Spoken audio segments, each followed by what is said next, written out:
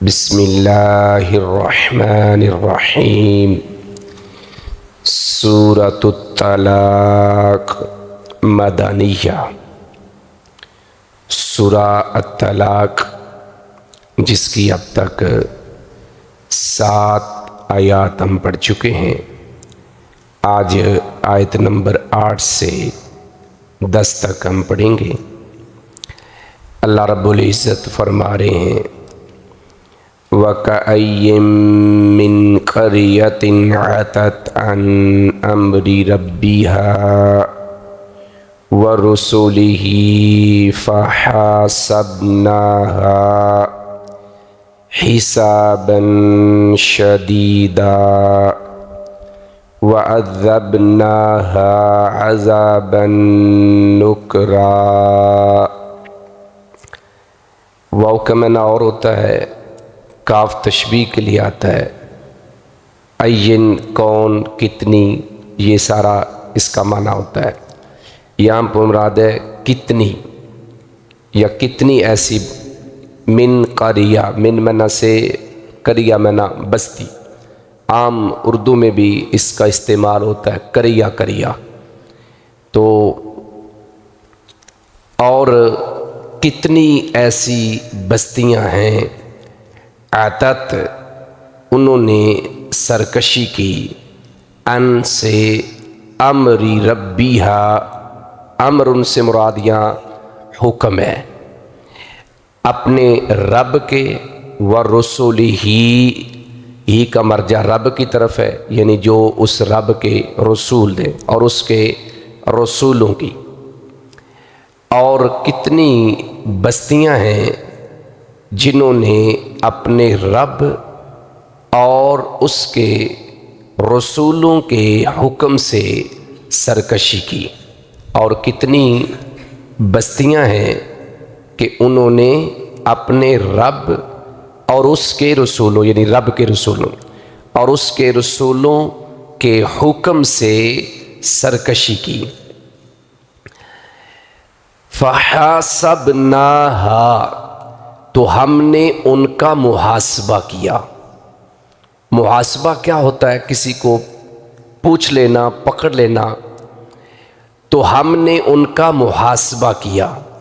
فَحَاسَبْنَاهَا، تو ہم نے ان کا محاسبہ کیا، حِسَابًا شَدِيدًا، بہت سخت محاسبہ کرنا، بہت سخت محاسبہ کرنا۔ یہ پہلے ترجمہ آپ سمجھ لیں، پھر بتاتے ہیں کہ اللہ نے یہ بات، مسائل طلاق کے چل رہے ہیں اور اللہ تعالیٰ یہ بات کیوں کر رہے ہیں۔ وَعَذَّبْنَاهَا، اور ہم نے انہیں سزا دی۔ دنیا میں جو اللہ کے عذاب آتے ہیں یہ ایک سزا ہوتی ہے، اصل عذاب تو وہ جہنم کا عذاب ہے، اور ہم نے انہیں سزا دی، عذابا، ایسی سزا، نکرا، جو دیکھنے اور سننے کو نہیں ملتی تھی، یعنی ایسی ایسی سزائیں دیں کہ جس کے بارے میں پہلے کسی نے سنا ہی نہیں تھا کہ یہ سزا بھی ہو سکتی ہے۔ ایسی ایسی سزائیں اللہ نے دی ہیں، اور ہم نے انہیں سزا دی، ایسی سزا جو دیکھنے اور سننے کو نہیں ملتی، جو دیکھنے اور سننے کو نہیں ملتی تھی۔ اب ترجمے کے بعد آپ یہ سمجھیں کہ اللہ نے یہ جو بات کی ہے یہ کیوں کی ہے۔ آیت نمبر 7 تک، پہلی آیت سے لے کر 7 تک طلاق کے مسائل بیان ہوئے ہیں، احکامات بیان ہوئے ہیں، اور اللہ نے واضح طور پہ کہا کہ یہ اللہ کی طرف سے حکم ہے، یہ اللہ کا فیصلہ ہے، یہ اللہ کی طرف سے نصیحت کی باتیں ہیں، بار بار کہا، اور بار بار اللہ نے کہا کہ اللہ سے ڈرو، اللہ سے ڈرو، وَمَن يَتَّقِ اللَّهَ وَمَن يَتَّقِ اللَّهَ، کئی دفعہ اللہ رب العزت نے یہ بات کی ہے۔ اب یہاں پر اللہ رب العزت نے کچھ بستیوں کا ذکر کیا جن کو اللہ نے پکڑا، اور پکڑا کیوں؟ کہ انہوں نے اللہ اور اس کے رسولوں کے حکم کو وائلیٹ کیا، سرکشی کی۔ یہاں پر اللہ رب العزت اس امت کو یہ میسج اور پیغام دے رہے ہیں کہ صرف سابقہ اقوام میں یہی بیماری نہیں تھی کہ وہ شرک کرتے تھے، شرک کے ساتھ ساتھ وہ دیگر جو معاشرتی احکامات ان کو دیے جاتے تھے ان سے بھی روگردانی کرتے تھے۔ جیسے اس امت کو یہ طلاق کے اور نکاح کے مسائل بتائے جا رہے ہیں، اور نکاح کیا ہے، اس کی اہمیت کیا ہے وہ بتائی جا رہی ہے، اور پھر اگر کوئی طلاق کا مسئلہ ہو گیا ہے تو اس کا طریقہ کار کیا ہے، شریعت اس کے بارے میں کیا کہتی ہے، یہ سب کیا ہیں، اللہ اور اللہ کے رسول کے احکام ہیں۔ لہٰذا اگر تم اللہ اور اللہ کے رسول کے احکام کو چھوڑو گے یا اس کے خلاف جاؤ گے تو یہ بطور وارننگ اللہ نے سابقہ اقوام کا ذکر کر کے بتایا ہے کہ جس طرح ان اقوام کو سزائیں ملی ہیں پھر تمہارا انجام بھی ایسا ہی ہوگا، تمہارا انجام بھی ایسا ہی ہوگا۔ یعنی یہ ایسے مسائل ہیں، آپ دیکھ لیں سابقہ اقوام کے اندر، جیسے قوم لوط نے نکاح کا بائیکاٹ کیا خواتین سے، تو ان کو بیماری کیا لگ گئی، لواطت کی بیماری لگ گئی، یعنی خواتین کو چھوڑ کے مردوں سے تعلقات قائم کیے، تو پھر اللہ نے عذاب کیا دیا، سزا کیا دی، یعنی جو کبھی کسی نے سنا ہی نہیں تھا کہ پتھروں کی بارش بھی ہو سکتی ہے، اللہ اکبر، کبھی سنا تھا کسی نے اس سے پہلے؟ یہ تو ہمیں قرآن نے بتایا نا، ادروائز تو کہیں سننے کو یہ بات نہیں ملتی۔ آپ ویسے کسی بندے کو قرآن کی اس آیت کا علم نہ ہو جو پتھروں کی بارش والا ہے، آپ اس کو کہیں کہ آسمان سے پتھر نازل ہوئے ہیں، برس رہے ہیں، بارش ہو رہی، تو نہیں مانے گا۔ ہم تو اس لیے فوراً مان جاتے ہیں کہ اللہ کے ہاں، کیونکہ اللہ پہلے کر چکے، لیکن اس وقت یہ عذاب اور یہ سزا ایسی تھی کہ کسی نے سنا نہیں تھا۔ اب یہاں پہ کیا ہوا کہ یہی نکاح اور طلاق کے جو مسائل تھے کہ اس سے وہ اس کے خلاف گئے ہیں، تو پھر اللہ تعالیٰ نے ان کے اوپر یہ سزائیں نازل کی ہیں، پتھروں کی بارشیں نازل کی ہیں۔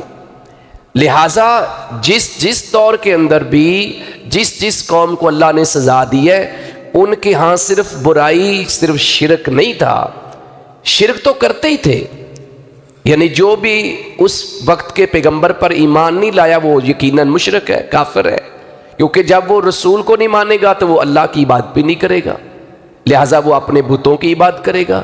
لیکن اخلاقیات میں ان کے ہاں جو مسائل تھے وہ بہت زیادہ تھے، جیسے سابقہ اقوام اور سابقہ انبیاء کی سیرت کو ہم پڑھتے ہیں، اور کئی دفعہ آپ نے اشارتاً بھی سنا ہے کہ کس قوم میں کیا کیا برائی تھی، کوئی ماپ تول میں کمی کر رہی ہے، اور کوئی جو ہے وہ کسی طریقے سے معاملہ ان کا خراب ہے۔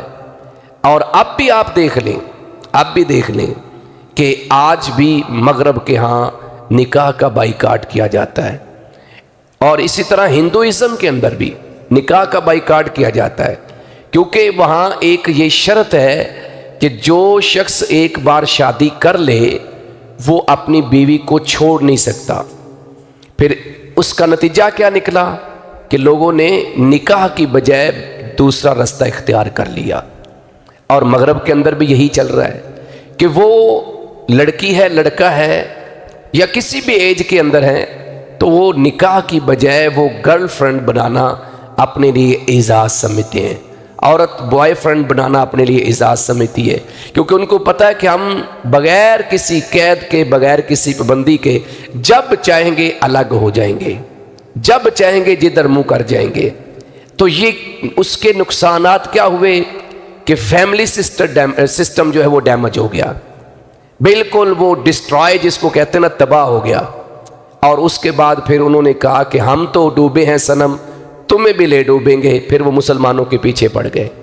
اور آج آپ کے ملک پاکستان، میں دیگر کنٹریز کی بات نہیں کر رہا، ملک پاکستان میں یہ آوازیں اٹھتی ہیں، یہ آوازیں اٹھتی ہیں باقاعدہ طور پہ، خاص کر 8 فروری کو فیمنزم کے نعرے لگتے ہیں، اور اس میں یہ کہا جاتا ہے کہ یہ نکاح وکاح کچھ نہیں ہے، اس کی ضرورت نہیں ہے۔ یہ باقاعدہ وہ جو اس ملک میں جو اسلام کے نام پر بنا ہے، اور جس کا بنانے کا مقصد یہ تھا کہ یہاں اللہ اور اللہ کے رسول کے احکامات پر عمل ہوگا، تو یہ پھر اس کے بدلے میں کیا ہے، سزائیں ہیں۔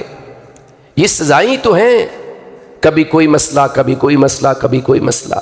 تو اللہ رب العزت نے یہ کہا کہ اگر تم نے میرے اور میرے رسول کی بات نہ مانی، حکم نہ مانا، تو پھر یہ سابقہ اقوام کے حالات تمہارے سامنے ہیں۔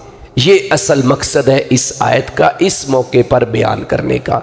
تو اب میرے خیال ہے بات ساری واضح ہو چکی ہے، ترجمہ میں ایک دفعہ پھر کر دیتا ہوں۔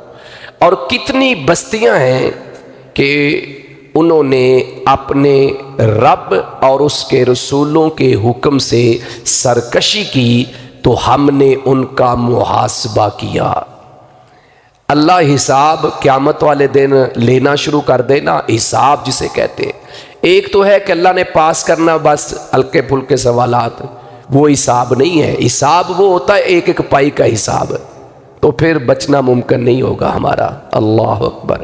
اس لیے دعا یہی کیا کرے کہ اللہ ہمیں بغیر حساب کے جنت میں لے جائے۔ ہم حساب دینے کے قابل ہی نہیں ہیں، جتنے بھی نیک بن جائیں، جتنے بھی پارسا بن جائیں، نہیں ہم قابل۔ کتنی غلطیاں، کتنی کوتاہیاں ہمارے اندر ہیں، کہاں ہم اللہ اور اللہ کے رسول کے احکامات کو توڑتے ہیں۔ اللہ اکبر۔ تو ہم نے ان کا محاسبہ کیا، بہت سخت محاسبہ کرنا، اور ہم نے انہیں سزا دی، ایسی سزا جو نہ دیکھنے میں اور نہ سننے میں ملتی تھی، کبھی سنا ہی نہیں تھا۔ وہی ہوا ہے جس کے لیے ہم ترس رہے ہوتے ہیں، لیکن وہی ہوا قوموں کو تباہ کر چکی ہے، قوموں کو تباہ کر چکی ہے۔ اللہ اکبر۔ وہی زمین ہے جس کی پشت پہ ہم چلتے ہیں، یہ وہی زمین ہے جو لوگوں کو نگل چکی ہے۔ زمین پھٹتی ہے اور لوگ اندر چلے جاتے ہیں۔ وہی پہاڑ ہیں جن کی خوبصورتی کو ہم ترس رہے ہوتے ہیں، اور وہی پہاڑ ہیں وہ لوگوں کے لیے تباہی کا سبب بن جاتے ہیں۔ وہی پانی ہے جس کی بوند بوند کے لیے لوگ ترس رہے ہوتے ہیں، وہی پانی ہے جو فرعون اور آل فرعون کے لیے تباہی کا سبب بن جاتا ہے۔ تو اللہ کی جو نعمتیں ہیں وہ اللہ کا عذاب بھی بن جاتی ہیں جب ہم ان نعمتوں کی ناشکری کر رہے ہوتے ہیں۔ آگے فرمایا فذاقت، تو انہوں نے چکھا، یعنی ان بستیوں نے۔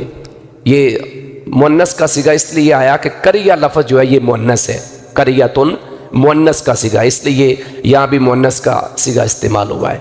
تو انہوں نے چکھا وبال امرہا، وبال کا معنی وبال اردو میں بھی استعمال وبال ہی ہوتا ہے، امرہا اپنے کام کا، تو انہوں نے اپنے کام کا وبال چکھا، تو انہوں نے اپنے کام کا وبال چکھا، یعنی اپنی کرتوتوں کی سزا حاصل کی۔ وَكَانَ عَاقِبَةُ أَمْرِهَا خُسْرًا، وَكَانَ اور تھا، عاقبہ انجام، امرہا امر کا معنی پھر کام، اور ہا ان بستیوں کا جن کو اللہ نے سزا دی ان کا، اور ان کے کام کا انجام خسرا خسارہ تھا، خسرا خسارہ تھا، گھاٹا، نقصان۔ سورہ العصر کو پڑھ لیں تو کئی باتیں کلیئر ہو جاتی ہیں۔ تو انہوں نے اپنے کام کا وبال چکھا اور ان کے کام کا انجام خسارہ تھا۔ صاف ظاہر ہے جس کو اللہ نے پکڑا، عذاب دیا، سزا دی، محاسبہ کیا، تو ان کے لیے تو خسارہ ہی خسارہ، یہ دنیا میں خسارہ ہے اور آخرت میں۔ اللہ اکبر۔ پھر اللہ فرماتے ہیں اعد اللہ لہم، اعد اس نے تیار کیا، آگے اللہ اس میں فاعل موجود ہے، اللہ نے، لہم ان کے لیے، عذاب شدیدہ بہت سخت۔ اب یہ اخروی عذاب کی بات ہو رہی ہے، دنیا میں اتنی سخت سزا دی، پتھروں کی بارشیں نازل کی، پانی کے اندر ڈبو ڈبو کے مار دیا، آندھیوں اور طوفانوں کے ذریعے بستیوں کو تباہ و برباد کر دیا، اور نیچے سے اٹھا کے ان کو چھتوں کے بل ان کے محلات کے ذریعے تباہ و برباد کر دیا۔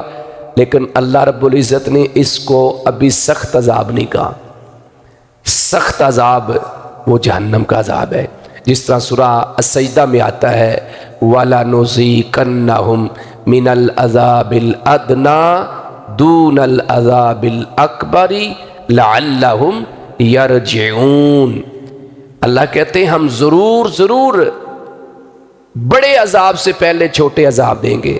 یہ چھوٹے عذاب ہیں، پچھلے سال سیلاب نے تو تباہی پھیری، اللہ کے ہاں یہ چھوٹا عذاب ہے۔ ہمیں تو یہ بہت بڑی تباہی لگی نا، کتنے لوگ فوت ہو گئے، ہلاکتیں کتنی ہوئی، مالی اعتبار سے کتنا نقصان ہوا، کھربوں کے حساب سے نقصان ہوا، اللہ اکبر، لیکن پھر بھی چھوٹا ہے۔ اللہ نے کہا یہ اس لیے میں دیتا ہوں، واپس پلٹاؤ۔ کتنے پلٹائے؟ کتنے لوگوں نے توبہ کر لی؟ کتنے لوگ نمازی بن گئے؟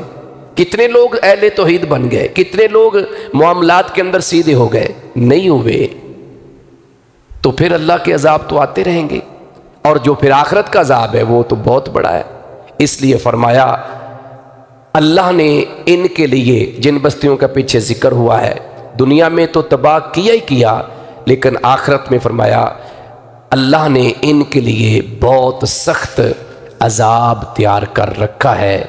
اب ذرا مسئلے کو سمجھیں، آگے جو اللہ بات کر رہے ہیں، فاتقوا اللہ، وہی جس کا بار بار کہا جا رہا ہے اللہ سے ڈرو، اللہ سے ڈرو، سو اللہ سے ڈرو، سو اللہ سے ڈرو۔ کن کو کہا جا رہا ہے؟ یا اولی الالباب، اے عقلوں والو، عقل ہے تو پھر اللہ سے ڈرو، پھر ہوش کے ناخن لو، پھر بغاوتیں، پھر سرکشیاں چھوڑ دو، پھر نمازوں سے غفلت چھوڑ دو، پھر دیگر جو سماجی برائیاں ہیں ان کا بائیکاٹ کرو، تقوی اختیار کرو ہر معاملے کے اندر۔ سو اللہ سے ڈرو اے عقلوں والو۔ اور کن کو کہا گیا؟ الذین آمنو، جو ایمان لائے ہو، ان کو اللہ دوبارہ کہہ رہے ہیں کہ تم ایمان لا چکے ہو تو تمہیں تو ہر صورت اللہ سے ڈرنا چاہیے، اور کسی بھی حکم کی خلاف ورزی نہیں کرنی چاہیے، وہ اللہ کی طرف سے آئے اور اس کے رسول صلی اللہ علیہ وآلہ وسلم کی طرف سے آئے۔ جو ایمان لائے ہو، قد یقیناً انزل اللہ، اللہ نے نازل کیا، الیکم، یہ میرے سے، آپ سے اللہ کہہ رہے ہیں، تمہاری طرف، ہم سے اللہ کہہ رہے ہیں، قیامت تک آنے والے ہر کلمہ گو سے اللہ کہہ رہے ہیں کیا؟ ذکرا، ایک نصیحت، یہ نصیحت کی باتیں ہیں، اور اللہ کی نصیحتوں پہ عمل نہ کرنے والا پھر نقصان ہی اٹھاتا ہے۔ ترجمہ اس آیت کا میں پھر کر دیتا ہوں۔ اللہ نے ان کے لیے بہت سخت عذاب تیار کر رکھا ہے۔ یہ بات سابقہ اقوام کے متعلق کہہ کے اب اللہ ہمیں ہوشیار رہنے کی تلقین کر رہے ہیں کہ تم کہیں ایسی برائیوں میں مبتلا نہ ہو جانا، ورنہ تمہارا انجام بھی ایسا ہوگا۔ اس لیے فرمایا سو اللہ سے ڈرو اے عقلوں والو جو ایمان لائے ہو، جو ایمان لائے ہو۔ اور یہ بات ذہن میں رکھنی ہے کہ کافر کو تو سزا ہونی ہے، لیکن جو کلمہ پڑھ کے اللہ کے احکامات کی خلاف ورزی کرے گا اس کو سزا زیادہ ہونی ہے۔ آپ سورہ فرقان کو پڑھیں نا تو اللہ رب العزت نے اپنے خاص بندوں کا ذکر کیا ہے، اور پھر اللہ نے کہا کہ اگر یہ شرک کریں، اگر یہ زنا کریں، اگر یہ کسی کو ناحق قتل کریں تو پھر اللہ ان کو عذاب بھی ڈبل دے گا۔ اللہ اکبر۔ سورۃ الاحزاب میں نبی علیہ السلام کی ازواج کو، ہماری ماؤں کو اللہ نے کہا کہ تم بے حیائی کا ارتکاب کرو تو تمہاری سزا بھی ڈبل ہے۔ جس طرح پروٹوکول بڑا ہے نا، سزا بھی ڈبل ہے۔ انبیاء نے کوئی غلطی ایسی کرنی نہیں تھی، لیکن اللہ نے انبیاء کو سورہ زمر کے اندر بھی، سورہ انعام کے اندر بھی یہ دو دفعہ، ایک دفعہ رسول اللہ صلی اللہ علیہ وسلم کو اور یہاں پہ سارے انبیاء کو، 18 انبیاء کا ذکر کر کے سورۃ الانعام کے آیت نمبر 82 سے موضوع شروع ہوتا ہے، اور کوئی تقریباً 88 پہ جا کے اللہ کہتے ہیں اگر یہ بھی شرک کرتے تو ہم ان کے اعمال ضائع کر دیتے۔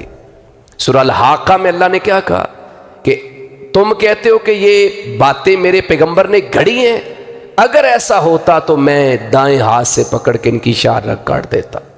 اللہ اکبر۔ یہ چھوٹی باتیں نہیں ہیں، یعنی اس کی مثال یوں سمجھیں کہ جیسے ایک باپ کا بیٹا فرما بردار ہے اور ایک نافرمان ہے۔